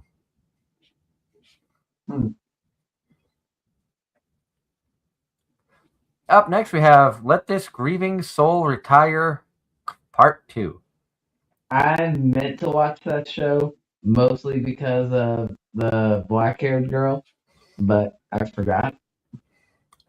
I did not watch it. I don't know if Kai, if you caught anything from this season or not. Not that season. I watched the first season. Dusk Beyond the End of the World, did not watch. I did. What the basically starts out like any other anime, getting into AI. Basically, your main character develops the mark of the beast, and humanity basically kills her for it, and also tries to kill her fiance for it, for obvious reasons. They both end up surviving, and she ends up getting her wish and dooms humanity in the process. And as a result, humanity basically resets, and now you're living in a post-apocalyptic world where humanity has almost no technology. Interesting. And of course, then you also have androids that come into play. Darren's Because, favorite robotic women. It was just the last couple episodes made you go. It was a major, like, it changed everything you thought you knew. Interesting. Basically, it's like Ross says. It will anger you and pull you in deep to the story, but the story and the animation and the art is good. It is, but it's one of those shows that will be like, okay, this is decent, and then in the last couple episodes make you go, what the? Yeah, definitely. From the sounds of it, definitely a WTF show. It really was. Up next, we have This Monster Wants to Eat Me. I was gonna watch that, but I was like, nah. I did it. The concept sounded interesting at first, and then I just kind of forgot about it because I was watching quite a few other shows. So I never got to it. Ranma 1/2 2024 second season, so the reboot of the old Ranma 1/2. It took me a long time to watch Ranma. I heard really good things about it, but just never did. My wife and I sat down and watched, the Ranma series that's on Netflix. So it's part of this 2024 series. We watched both seasons, and it's really, really good. Really, really funny. I think Shampoo is my favorite character in the entire show. I think she was the cutest of the female characters in the show, and that was even before finding out that she transforms into a cat. Chitose is in the Ramune bottle. I meant to watch this one, and it's pulled up on my computer, but I just never started it. I never saw that one. Gatherer's Adventure in Isekai. Is anybody surprised that I watched it? Nope. No. I was waiting for the collective. Oh, hell no. It was good. I think the funniest thing about Gatherer's Adventure in Isekai is when he's being reincarnated, he says he wants a cute partner. He ends up with the little dragon as his cute partner. So, like a god dragon's baby is the partner he ends up with. So I'm going to share some more of Ross's comments. Sounds good. Dusk Beyond the End of the World was crazy. The twist angered me with a freaking 7-year time skip, but ending makes up for potentially all three ending up together. It was wild. The humanity of the world rules will anger you and pull you in deep to the story, but the story and animation art is good. And Monster Meat Milady, so good, comfortable, and adorable romance was fire. Love the show. That was coming up. Yep, that one's coming up. Looking at this row, I did not watch any of it. The Banished Court Magician aims to become the strongest. Awkward Senpai, I've heard people talk about. Past the Monster Meat Milady, I did not watch. Awkward Senpai, I meant to watch. I was gonna say that one sounds like that would be up your alley. That sounds like a Darren show. Almost sounds like Darren in real life, an Awkward Senpai. I wasn't gonna go there. I'll admit it. He has admitted it before. That's why I did that. Awkward Senpai, according to Ross, Awkward Senpai was awkward as the title, but it was okay. Well, if it wasn't awkward and they had it in the title, I think there was something wrong. Taojima wants to be a Kamen Rider. I heard so many. Oh my god, the amount of memes I saw from that. I should probably watch it just for the memes alone and the references that they made. Isekai Quartet 3. Yes. That was good. Cinderella, more Uma Musume. I did not watch. I That's did not watch part 2. yep. We I skipped did- over Dad is a hero, Mom is a spirit, I'm a reincarnator. I did not watch it, but I think that was on my list to at least check it out to see if it was. Obviously, it's not Spy Family, but it sounds interesting enough to mix 3 different things like they did in Spy Family. So I kind of want to give that a try. I just haven't yet. Nope. Yano-kun's Ordinary Dates. I don't think any of Uh, us watched. Nope. Ross says I started burning out on Yano Kun Ordinary Day. Just the comedy and romance kept disappearing in the story, but it was an okay ending. I meant to watch An Expressive Kashiwada and Expressive Uta. Tales of Wedding Rings season 2. I started that because season 1 was decent, but season 2, for whatever reason, I watched like 3 or 4 episodes, and it just didn't keep me like intrigued and entertained like season 1 did. So I ended up dropping that, and I'm sure that's sacrilege to some people who absolutely loved it. But I was like, it's just not keeping me hooked like season 1 was. Did anyone watch Gintama's spinoff? No. Okay, because I've heard so much about Gintama and seen various clips from Gintama because it's one of the greatest anime of all time, according to the people of my anime list. Ross says Mechanical Marie felt dry on romance, but the comedy was good.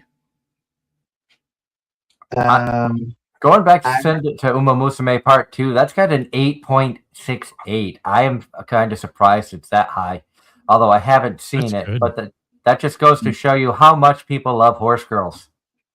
Well, to be fair, I mean, it's a good series. It is. Like, the whole franchise is fantastic. And the game is, I mean, we've talked enough on this show and heard enough stuff and seen enough stuff on social media about how insane the fan base is. You can't say toxic when a fan base donates like hundreds and thousands of like pounds of feed to feed the horses in these stalls, which in some cases that the trainers and stuff are probably struggling. I'm sure they don't make a shit ton of money for horse racing.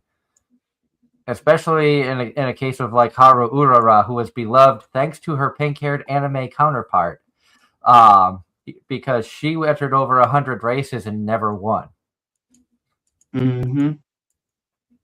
And but she was treated like a queen for the last couple months of her life, thanks to a mobile game and an anime. So it's insane to think of. But it kind of is a nice thing when you realize that, hey, we did this thing and now it brought a whole new, and it wasn't just like Japanese fans. They were getting donations, and from what I hear, they're getting a lot of these stables are getting visits from people from all over the world that want to come and see these racehorses. Mm-hmm.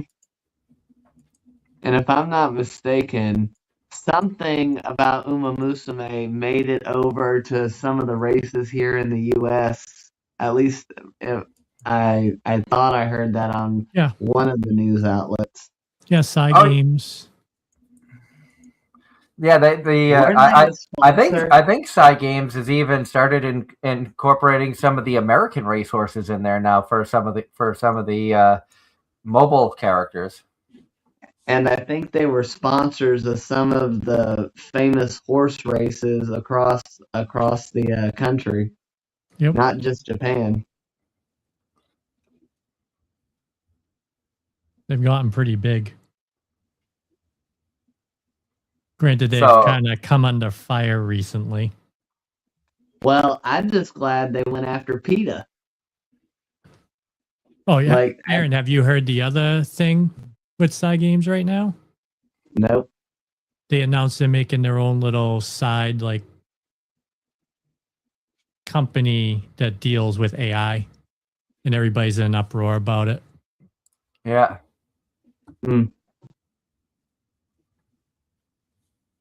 Yeah, it just came in the chat. Ross says Cygames is facing backlash by announcing wanting to make an AI studio recently. Yep. Oh no! Please no. Agreed. Please, no. Back to our list, we have The Dark History of the Reincarnated Villainess, which I don't think any of us watched. That's probably a Ross title. Gnosia, which was that was a sci-fi suspense. Hands Off. Hands Off. Sarawate or something. Yeah, Kaisha-kun.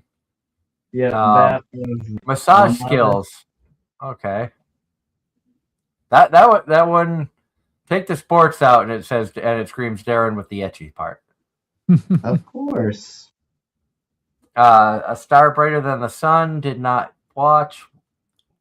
Wand Dance, I did not watch, but I've seen some memes. I've seen some people poke fun at, including Gigic. Little Miss Vampire Can't Suck Right. I need to finish that. That was actually really cute. I was gonna watch that and I forgot. I might be taking a chance here by saying I think the main character, Luna, it might be one of the cutest vampires in anime history, in my opinion. That's a bold statement. Just like some of her quirks, some of like the animation that they do with her, it just makes you like sympathize with her because she has trouble sucking blood. Which is basically what it is. Can't suck right. She has trouble drawing blood. There's one classmate who offers to let her practice on him, and the way that they put her into a chibi form that makes it like she goes from this cute, shy, awkward little anime girl to an adorable chibi that you must protect. So, but Itadeki Sekai, but no, wait, no, that was Succubus. That wasn't Vampire. Up next on the list, we have With You, Our Love Will Make It Through. My wife fell in love with this show. Wouldn't touch it with a 10-foot pole.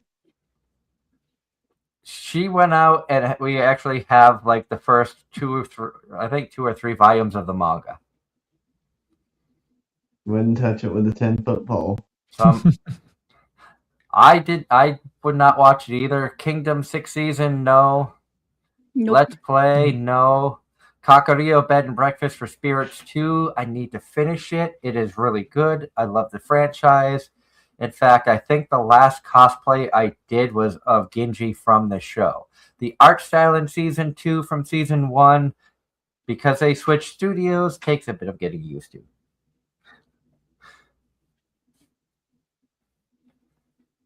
Alma-chan wants to be a family. I think that's what a couple of us talked about wanting to at least look into, but I know I never did. I never did. Yeah, me neither. Mangaka's Weirdly Wonderful Workplace.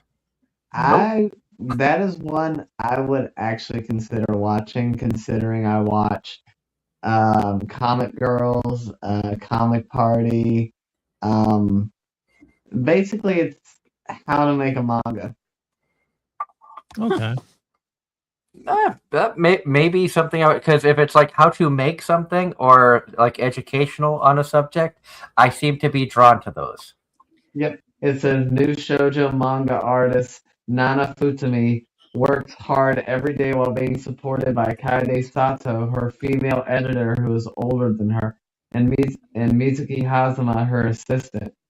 According to the girl herself, she sometimes drums up intense daydream delusions of occupational illness. A working girls comedy set in the entertainment industry, brought to you by an author who always draws various girls. Interesting. I might have to look into that. Up next, we got more Digimon. That's still going. Digimon Beat Break is one we meant to watch over the fall, didn't, and it's in our queue for this season. Yep. I've yet to see it, but I want to see it. So I'll have something to say about that later. Touring After the Apocalypse. Did Nope. not watch. Sounds like another anime. Sounds similar to some other anime. Yeah. We have No Orchestra Season 2, which did not see Season 1. Nope. Plus Size Misadventures in Love. Nope. Ross, I'm sure, watched that one. I Saved Myself with a Potion. Life in Another World. Did not see. Nope. Ninja Surprising. versus Gokudo. Nope. Nope. Shabake. I'm guessing that some of these ones were coming down to our stuff that we probably did not watch, which is like I'm scrolling down. I don't think that any of us watched anything down here. So on that note, with 4 minutes left, we made it through the entire year. I'd say top highlights from 2025 for me. Apothecary Diaries.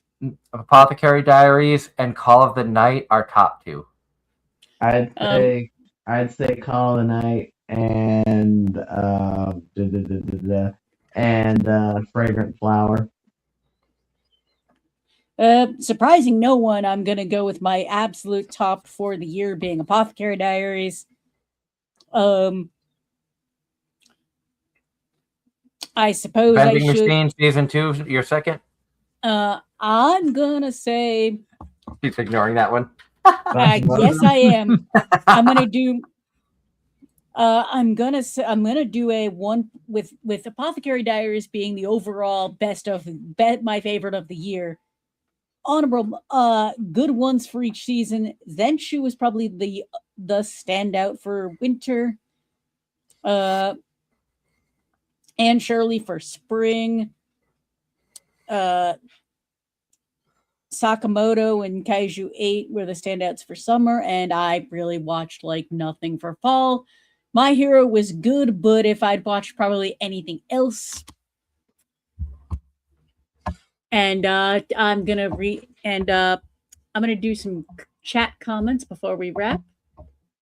John Knight says today is Jeremy Inman's birthday, voice of Android 16 in the Dragon Ball franchise, Obi in Fire Force, and Taurus in Fairy Tail.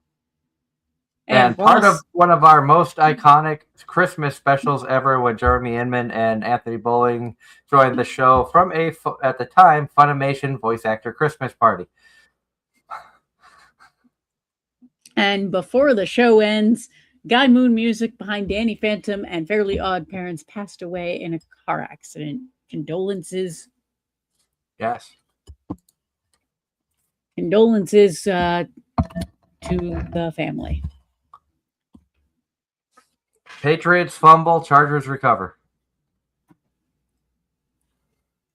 And the Patriots were in the red zone. Kaya, did you have any Do you have a top of the year or top two of the year? I would say my top of the year probably Mayabashi Witches. I really like that show. My second being the Princess Orchestra, but sadly, that is not licensed. And you have to watch it kind of the dark way.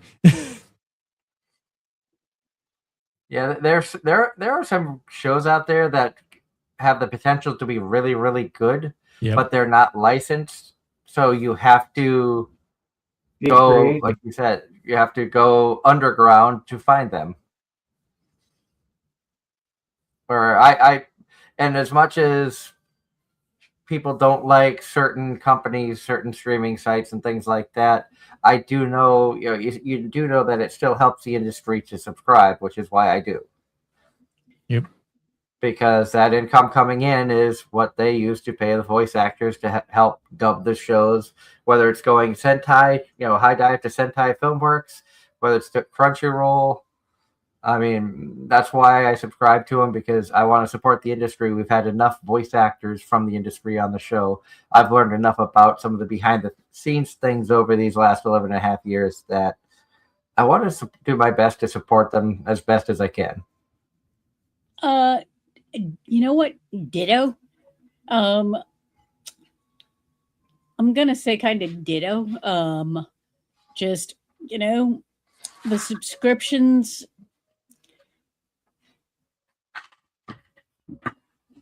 The subscriptions, if you remember to use them, they're worth it.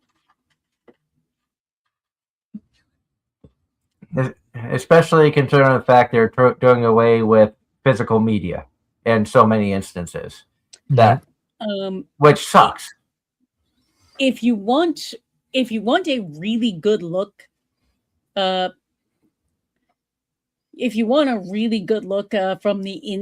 a voice actor perspective about the industry, Sean Chiplock and me running my mouth is probably the perfect example of that.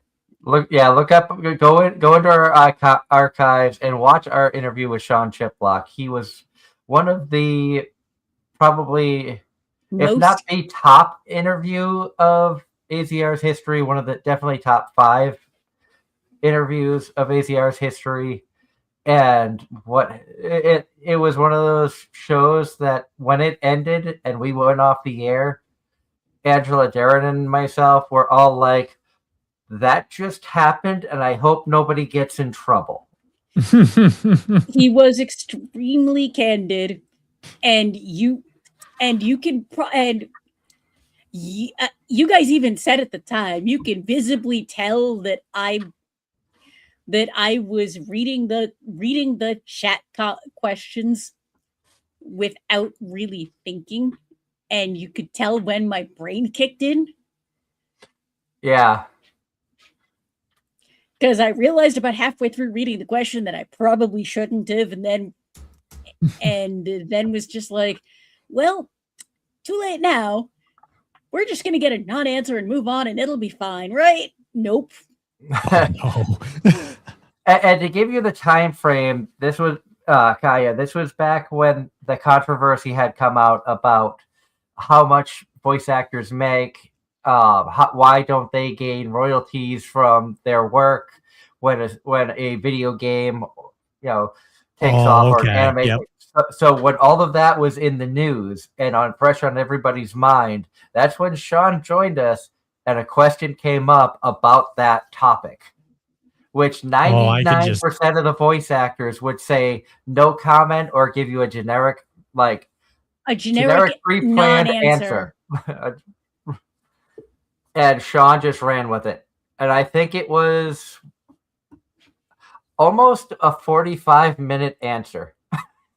It was one of those, as soon as the words were out of my mouth, I'm like, oh shit, here we go. I run my mouth again and bad things happen. But no, he was extremely candid, and it was fantastic. But on that note, we've got to get going. It is a little after 10. And Ross is taking credit for asking the question. Which it doesn't surprise me. No, it doesn't surprise me either, but on that note, I hope everybody has a wonderful week. Stay safe out there. I know weather has been really screwy here in Pennsylvania and throughout the country. Stay safe, stay healthy, overcome these sicknesses. Kaya, get better soon. Yep. And until next week, when you will have Angela, Darren, and Kaya, have a wonderful time. This has been Anime-Zing Radio here on Facebook, YouTube, and Twitch. Have a great night, all. Bye, everybody. Good night.